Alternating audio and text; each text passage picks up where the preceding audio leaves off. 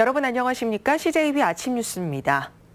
미세먼지는 이제 단순한 걱정거리를 넘어 안전의 문제로 접어들었습니다. 하지만 미세먼지 농도가 전국에서도 손꼽히는 충북의 대응은 여전히 소극적이기만 한데요. 결국 주민들과 시민사회단체들이 근본 대책을 마련하겠다며 대책위까지 발족했습니다. 정진규 기자입니다. 올해 충북의 미세먼지 주의보와 경보 발령 횟수는 모두 50회에 달합니다.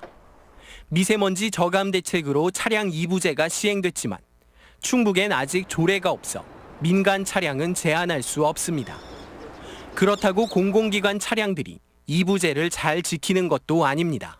출장 가야 되는데 차가 없으면 업무가.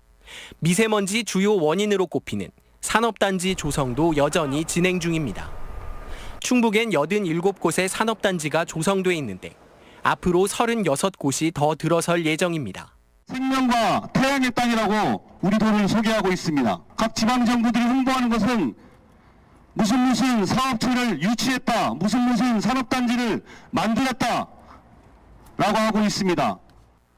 이처럼 충북의 미세먼지 저감 대책이 지지부진하자 도내 28개 사회단체와 주민들이 모인 시민대책위원회까지 꾸려졌습니다. 대책위는 미세먼지 저감과 대치되는 충북의 개발 일변도 정책을 비판했습니다. 4% 경제 성장이라는 게 결국은 미세먼지 배출한 원인들을 늘리겠다는 정책밖에 없기 때문에 거꾸로 40% 미세먼지 저감 정책을 이제는 시행. 시민대책위는 앞으로 토론회와 대중강연 등을 통해 충북의 실정에 맞는 미세먼지 저감 대책을 마련해 충북도에 전달할 예정입니다. CJB 뉴스 정진규입니다. 네, 이렇게 재난 수준의 미세먼지는 답답함을 넘어 시민들의 건강까지 위협하고 있습니다. 정신 건강에 영향을 미칠 뿐만 아니라 염증을 증가시키고 자살 위험도 높인다는 연구 결과가 나왔습니다. 조용관 기자입니다. 바로 앞 건물이 보이지 않을 정도로 짙은 미세먼지. 충북 전역에 내려졌던 특보가 8일 만에 해제됐지만 시야는 여전히 답답합니다. 오늘 날씨가 보통이라고 해도 하늘이나 이렇게 보면은 좀 뿌해서 마스크를 이제 벗지를 못하겠고요. 미세먼지는 폐와 심혈관계 질환을 일으키는 신체적 직접 가해를 넘어 스트레스와 우울증, 기분 장애 등 정신 건강도 위협하고 있습니다. 특히 백두대간에 막혀 미세먼지가 빠져나가기 힘든 충북에 사는 주민들이 느끼는 불안감은 더합니다. 한국으로 들어오는데 비행기에서부터 이제 보면은 미세먼지가 밑에 많이 깔려 있으니까 괜히 내리기도 싫고.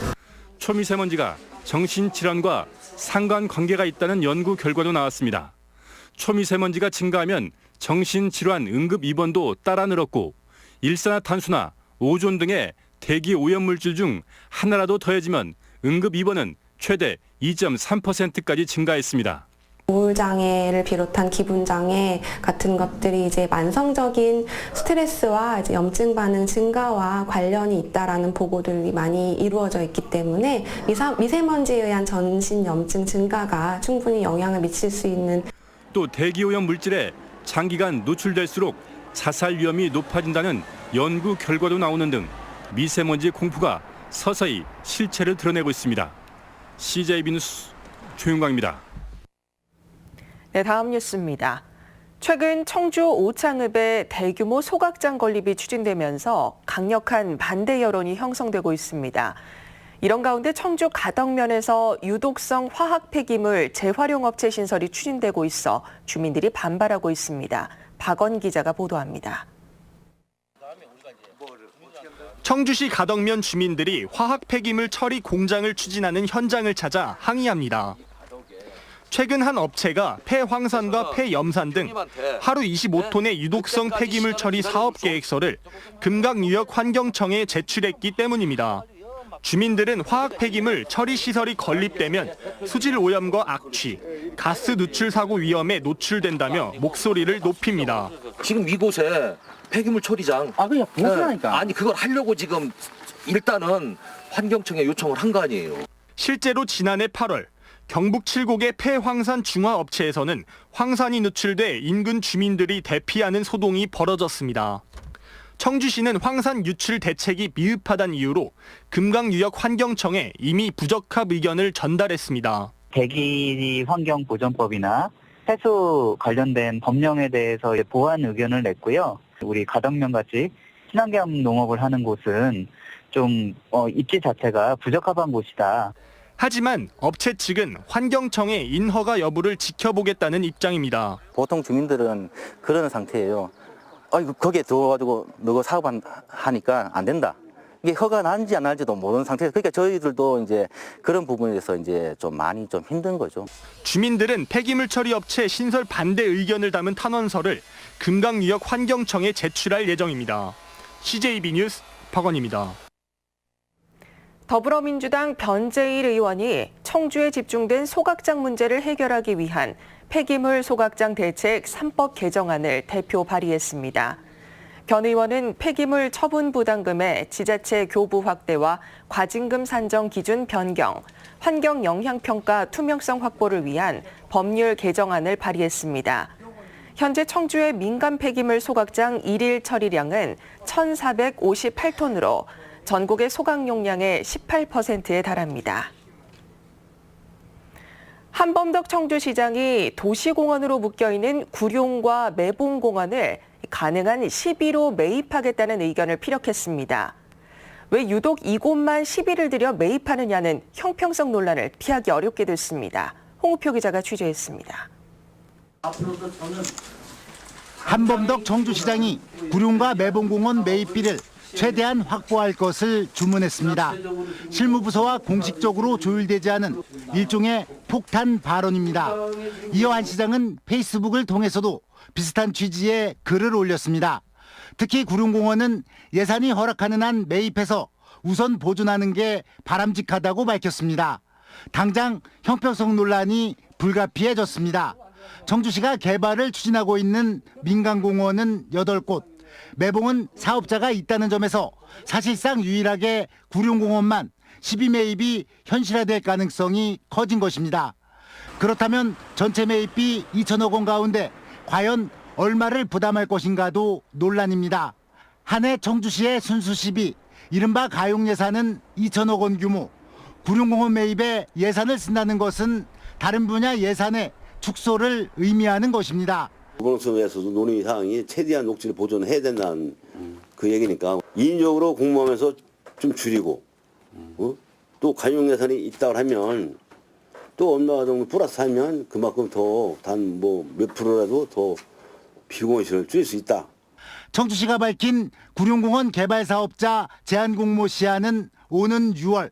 개발 면적이 30%인 다른 민간공원과 달리 이곳은 개발 압력이 높아 20% 수준이면 사업자가 이익을 확보할 수 있습니다.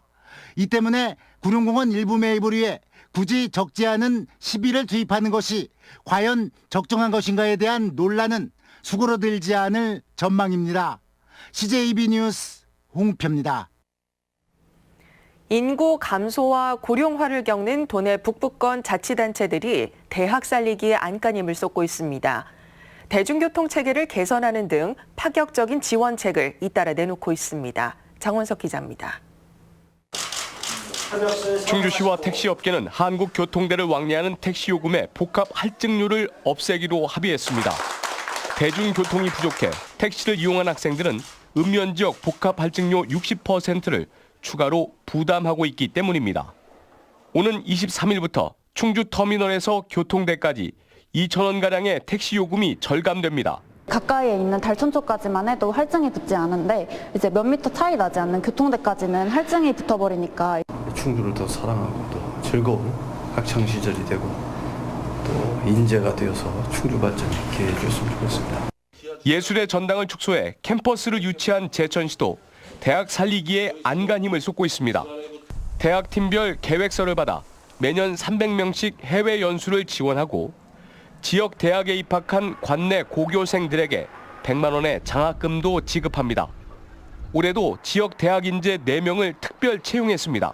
아이들 좀 키워놓고 더 주변 여건, 가정 여건, 학교상 공부하지 못했던 사람들한테 지원해주는 방안도 적극적으로 고민할 필요가 있지 않느냐.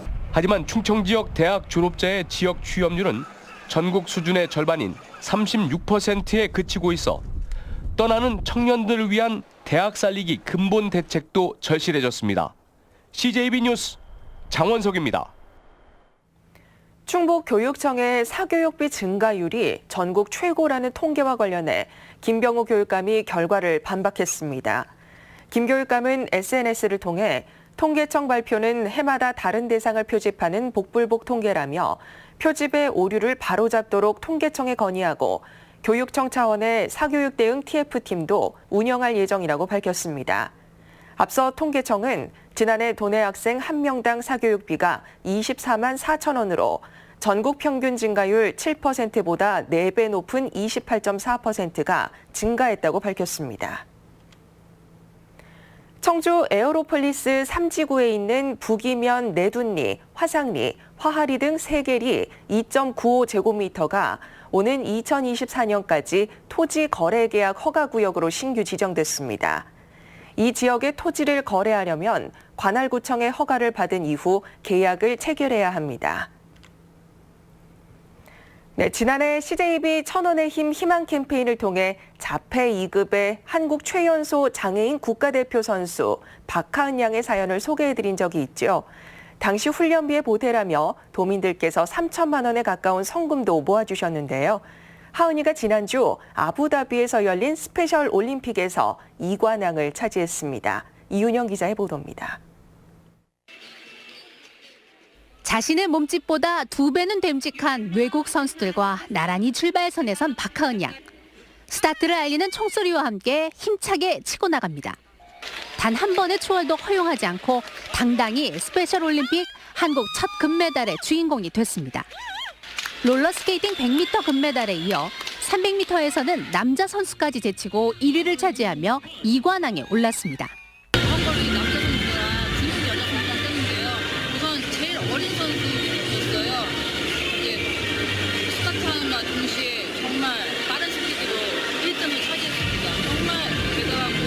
올해 제천여 중 1학년이 된 13살 하은이는 자폐 2급의 한국 최연소 장애인 국가대표 선수입니다.